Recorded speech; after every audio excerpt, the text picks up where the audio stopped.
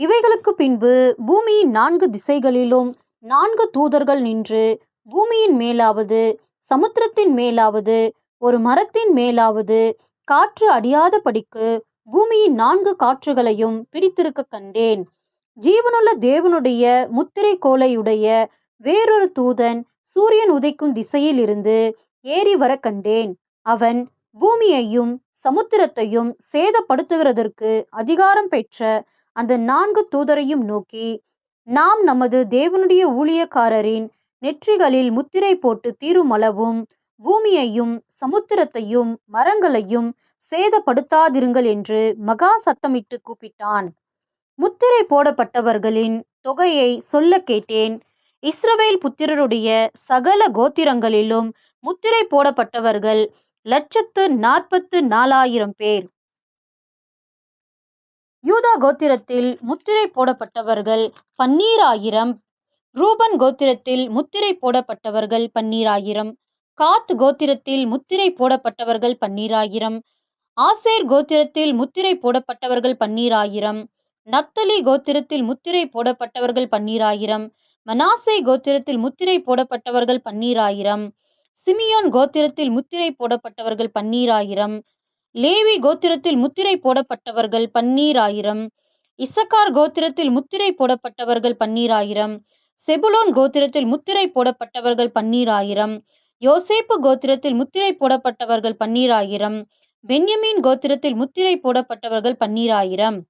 இவைகளுக்கு பின்பு நான் பார்த்தபோது, இதோ சகல ஜாதிகளிலும் கோத்திரங்களிலும் ஜனங்களிலும் பாஷைக்காரரிலும் இருந்து வந்ததும் ஒருவனும் எண்ணக்கூடாததுமான திரளான கூட்டமாகிய ஜனங்கள் வெள்ளை அங்கிகளை தரித்து தங்கள் கைகளில் குருத்தோலைகளை பிடித்து சிங்காசனத்திற்கு முன்பாகவும் ஆட்டுக்குட்டியானவருக்கு முன்பாகவும் நிற்க கண்டேன்.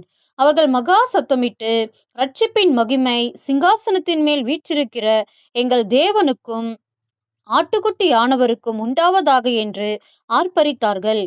தூதர்கள் யாவரும் சிங்காசனத்தையும் மூப்பர்களையும் 4 ஜீவன்களையும் சூழ நின்று சிங்காசனத்திற்கு முன்பாக முகங்குப்புற விழுந்து தேவனை தொழுது கொண்டு, ஆமேன், எங்கள் தேவனுக்கு துதியும் மகிமையும் ஞானமும் ஸ்தோத்திரமும் கனமும் வல்லமையும் பெலனும் சதா காலங்களிலும் உண்டாவதாக, ஆமேன் என்றார்கள்.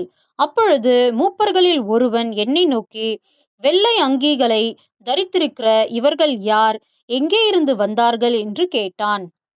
அதற்கு நான், ஆண்டவனே, அது உமக்கே தெரியும் என்றேன். அப்பொழுது அவன், இவர்கள் மிகுந்த உபத்திரவத்திலிருந்து வந்தவர்கள். இவர்கள் தங்கள் அங்கிகளை ஆட்டுக்குட்டியானவருடைய இரத்தத்திலே தோய்த்து வெளுத்தவர்கள் ஆனபடியால் இவர்கள் தேவனுடைய சிங்காசனத்திற்கு முன்பாக இருந்து இரவும் பகலும் அவருடைய ஆலயத்திலே அவரை சேவிக்கிறார்கள். சிங்காசனத்தின் மேல் வீற்றிருக்கிறவர் இவர்களுக்குள்ளே வாசமாயிருப்பார். இவர்கள் இனி பசி அடைவதும் இல்லை, இனி தாகம் அடைவதும் இல்லை. வெயிலாவது உஷ்ணமாவது இவர்கள் மேல் படுவதும் இல்லை. சிங்காசனத்தின் மத்தியில் இருக்கிற ஆட்டுக்குட்டியானவரே இவர்களை மேய்த்து இவர்களை ஜீவ தண்ணீர் உள்ள ஊற்றுகள் அண்டைக்கு நடத்துவார்.